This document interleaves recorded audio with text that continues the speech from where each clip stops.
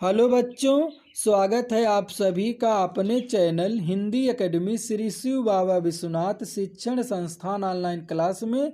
जैसा कि पिछले वीडियो में मैं आप लोगों को कबीर रहीम का जीवन परिचय तथा उनके द्वारा रचित दोहे शीर्षक में 1 से लेकर के 5 दोहे की व्याख्या पढ़ा करके पूर्ण रूप से समाप्त कर चुके हैं। और हम आशा भी करते हैं कि आप लोग वीडियो को ज़रूर देखे होंगे, आप लोगों को ज़रूर समझ में आ गया होगा और आप लोग उनकी व्याख्या को कॉपी पर नोट कर लिए होंगे। तो चलिए आज के इस नए वीडियो में मैं आप लोगों को कबीर रहीम जी द्वारा रचित दोहे शीर्षक में 6वें दोहे से पढ़ाना शुरू करते हैं। तो चलिए सर्वप्रथम हम 6वें दोहे को पढ़ते हैं, फिर उसके बाद मैं आपको उसका प्रसंग बताते हैं और फिर उसके बाद मैं आपको उसकी व्याख्या करके बताते हैं। तो चलिए वीडियो को शुरू करते हैं। सर्वप्रथम हम दोहे को पढ़ते हैं। क्या लिखा गया है?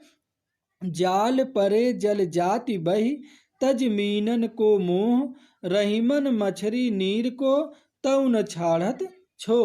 तो आइए मैं आपको इसकी व्याख्या बताने से पहले मैं आप लोगों को सर्वप्रथम इसका प्रसंग बताना उचित समझते हैं। इसमें कबीर रहीम जी जो हैं मछली और जल के प्रेम के संबंध को बताते हुए सच्चे प्रेम की व्याख्या की है। तो चलिए अब मैं आपको इसकी व्याख्या करके बताते हैं।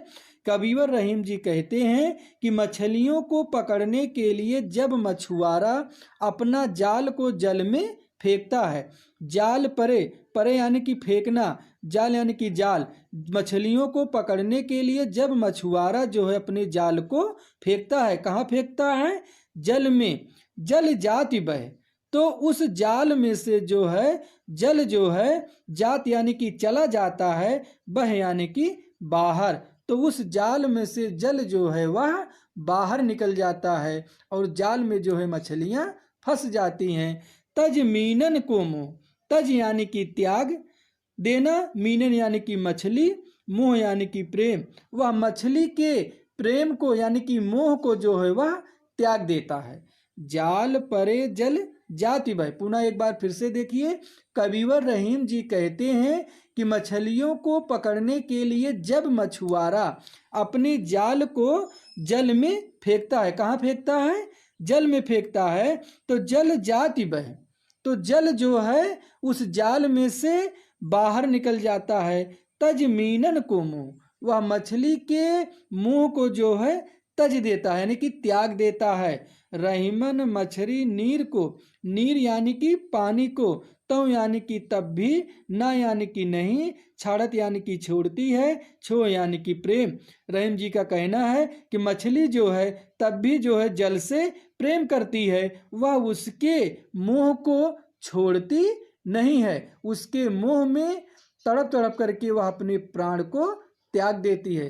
कहने रहीम जी का कहने का तात्पर्य यहाँ है कि मछली जो है जल से प्रेम करती है और जल जो है मछली से प्रेम नहीं करता है। जब विपद पड़ता है तो जल जो है जाल में से जो है बाहर निकल जाता है, यानी कि उसका वह साथ नहीं देता है, और मछली जो है बाहर निकल जाने के बाद भी वह जल से प्रेम करती है, तो वह उसके प्रेम में जो है अपने प्राण को त्याग देती है। एक बार पुनः फिर से देखिए।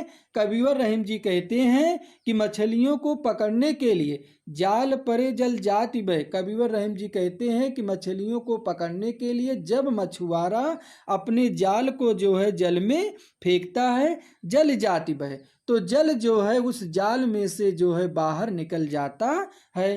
तज मीनन को मोह, मीनन यानी कि मछली, वह मछली के प्रेम को जो है वह त्याग देता है।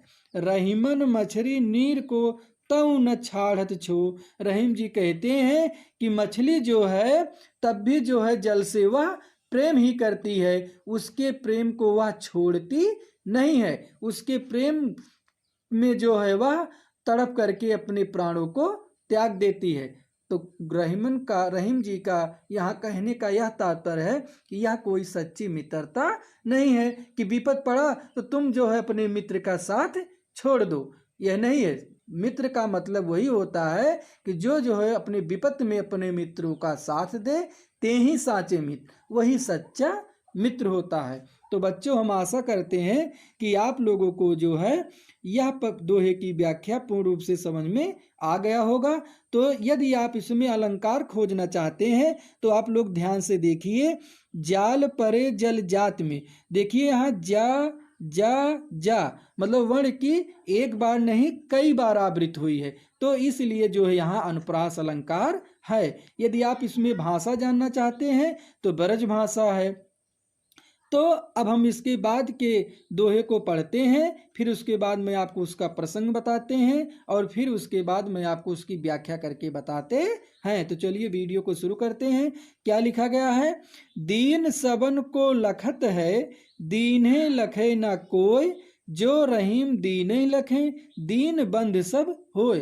तो सबसे पहले मैं आप लोगों को इसका प्रसंग बताना चाहते हैं कि इस दोहे में रहीम जी ने स्पष्ट किया है कि हमें गरीबों दीन दुखियों पर विशेष कर दया रखनी चाहिए। तो चलिए अब मैं आपको इसकी व्याख्या करके बताते हैं कि दीन सबन को लखत है, दीन सबन को लखत है। देखो लखत शब्द आया है, यह अवधी भाषा के यहाँ प्रयोग हो गया है।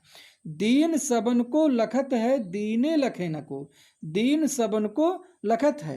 कविवर रहीम जी कहते हैं दीन यानी कि जो दुखी है, निर्धन है, दरिद्र हैं, भिखारी हैं, सबन को यानी कि सभी को, लखत है यानी कि देखते हैं। कहने का तात्पर्य यहाँ यह है कि कविवर रहीम जी कहते हैं दीन सबन को लखत है, जो दुखी हैं सबको लखते हैं यानी कि देखते हैं। अब आप मन में यह सोचो जो दुखी व्यक्ति हैं सबको जो है किस दृष्टि से देखेंगे? दया की दृष्टि से देखेंगे ना, क्या घृणा की दृष्टि देखेंगे? नहीं, वो घृणा की दृष्टि नहीं देखेंगे। दीन सबन को लखत है, कविवर रहीम जी कहते हैं जो दुखी हैं, दीन है, गरीब है, सबन को लखत है, वो सभी को जो है दया की दृष्टि से देखते हैं। दीन है लखे ना कोई, ना यानी कि नहीं, को यानी कि कोई, दीन है यानी कि जो दुखी नहीं है। कबीर रहीम जी का कहने का तात्पर्य है दीने लखे न कोई, जो दुखी नहीं है वह सबको जो है दया की दृष्टि से देखते नहीं है।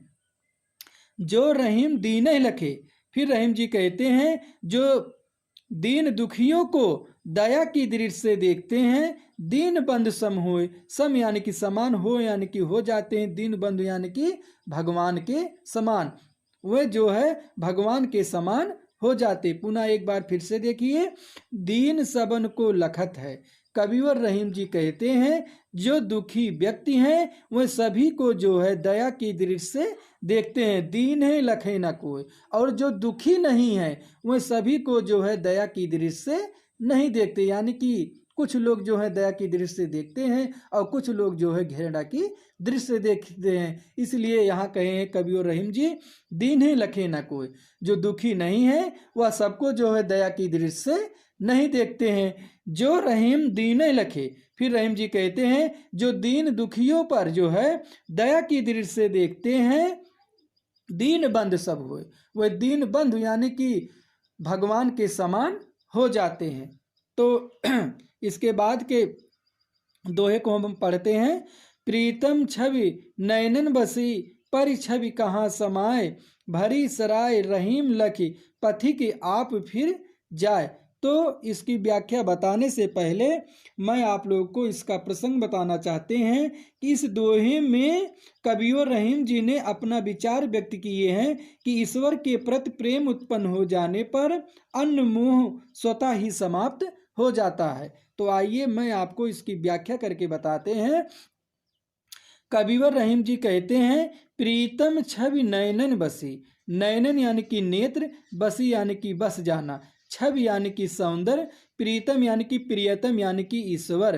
कविवर रहीम जी कहते हैं कि जब मेरे नेत्रों में ईश्वर रूपी प्रियतम का सौंदर्य बस जाता है या बस गया हो, पर छवि कहाँ समाए, पर यानी कि दूसरों, छवि यानी कि सौंदर्य, कहाँ समा यानी कि कहाँ समा सकती है। तो दूसरों की सुंदरता यानी कि छवि या सौंदर्य वह कहाँ समा सकती, वह मेरे नेत्रों में समा नहीं सकती है।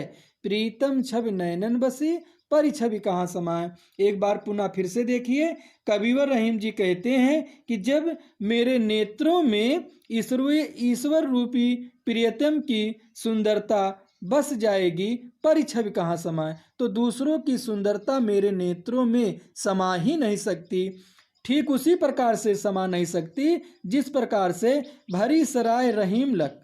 रहीम जी कहते हैं जिस प्रकार भरी सराय, यानी सराय जो है भरा हुआ हो, किससे भरा हुआ हो, पथिक से। सराय यहाँ का मतलब है धर्मशाला या होटल। जिस प्रकार भरी हुई सराय में जो है तमाम यात्रीगण उसमें बैठे रहते हैं, तो पथिक यानी कि यात्री जो है उसमें ठहरने का स्थान न मिल पाने के कारण जो है आप फिर जाए, वह अपने आप जो है वापस लौट जाते हैं। ठीक उसी प्रकार कवि और रहीम जी कहते हैं प्रीतम छब नैनन बसी, जब मेरे नेत्रों में इस रुए रूपी प्रीतम की सौंदर्यता या सौंदर्य बस जाएगी पर छवि कहाँ समाए। तो मेरे नेत्रों में दूसरों की सुंदरता, दूसरों की सौंदर्य समा ही नहीं सकती, यानी कि उसके लिए कोई स्थान ही खाली नहीं रहेगा। भरी सराय रहीम लग, रहीम जी कहते हैं जिस प्रकार भरी हुई सराय में पथिक लोग देखते हैं और बैठने का स्थान न मिल पाने के कारण आप ही फिर जाए, वो अपने आप वापस चले जाते हैं। ठीक उसी प्रकार से मेरे नेत्रों में यदि ईश्वर की सुंदरता बस जाएगी पर छवि कहाँ समाए, तो दूसरों की सुंदरता उसमें समा ही नहीं सकती है। तो चलिए मैं अब आपको इसके बाद की दोहे को पढ़ना चाहते हैं। क्या लिखा गया है, रहीमन धागा प्रेम का मत तोड़े चटकाए, टूटे से फिर न जुड़े जुड़े गांठ पर जाए। कविवर रहीम जी जो है इसमें मैं आप लोगों को सर्वप्रथम प्रसंग बताना चाहते हैं कि इसमें जो है कवि और रहीम जी जो है प्रेम संबंधों को कभी समाप्त नहीं करना चाहिए, इसी के बारे में उन्होंने यहाँ उपदेश दिए हैं। रहीमन धागा प्रेम का, कवि और रहीम जी कहते हैं कि जो धागा होता है यानी कि जो संबंध होता है, प्रेम का जो संबंध होता है वह अत्यंत कोमल होता है। रहीमन धागा प्रेम का, कवि और रहीम जी कहते हैं जो प्रेम का धागा होता है वह कैसा होता है, अत्यंत कोमल होता है। मत तोड़ो चटकाए, तोड़ो यानी कि तोड़ना, चटकाए यानी कि झटक कर, उसे झटक करके या झटका दे करके तोड़ना नहीं चाहिए। रहीमन धागा प्रेम का, पुनः एक बार फिर से देखिए, कवि और रहीम जी कहते हैं जो प्रेम का धागा होता है वह अत्यंत कोमल होता है। मत तोड़ो चटकाए, उसे तुम्हें झटका दे करके नहीं तोड़ना चाहिए, ठीक उसी प्रकार से नहीं तोड़ना चाहिए जिस प्रकार से धागा एक बार टूट जाए। धागा यदि एक बार टूट जाए, टूटे से फिर ना जुड़े, ना यानी कि नहीं, जुड़े यानी कि जुड़ना, फिर यानी कि बार, टूटे यानी कि टूट जाए। यदि धागा जो है एक बार टूट जाए तो फिर ना जुड़े, तो वह फिर जो है जुड़ता नहीं है, जुड़े गांठ पर जाए। यदि वह धागा किसी तरह जुड़ भी गया तो उसमें जो है गांठ पर जाता है। तो ठीक उसी प्रकार से कविवर रहीम जी कहते हैं रहीमन धागा प्रेम का, जो प्रेम का जो धागा होता है वह अत्यंत कोमल होता है। मत तोड़ो चटकाए, तो उसे तुम्हें झटका दे करके नहीं तोड़ना चाहिए, ठीक उसी प्रकार से नहीं तोड़ना चाहिए जिस प्रकार से धागा एक बार टूट जाए तो टूटे से फिर ना जुड़े। यदि वह एक बार टूट जाए तो फिर वह टूटने से फिर जुड़ता नहीं है, जुड़े गांठ पर जाए। यदि वह किसी तरह जुड़ भी गया तो उसमें जो है क्या पड़ जाता है, गांठ पड़ जाता है। तो रहीम जी का कहने का यह तात्पर्य यहाँ यह है कि हमें अपने प्रेम के संबंध को जो है कभी तोड़ना नहीं चाहिए। यदि वह टूट जाएगा एक बार तो वह फिर जो है जुड़ता उड़ता नहीं, कहने का मतलब उस व्यक्ति के अंदर मन मुटाव हो जाता है।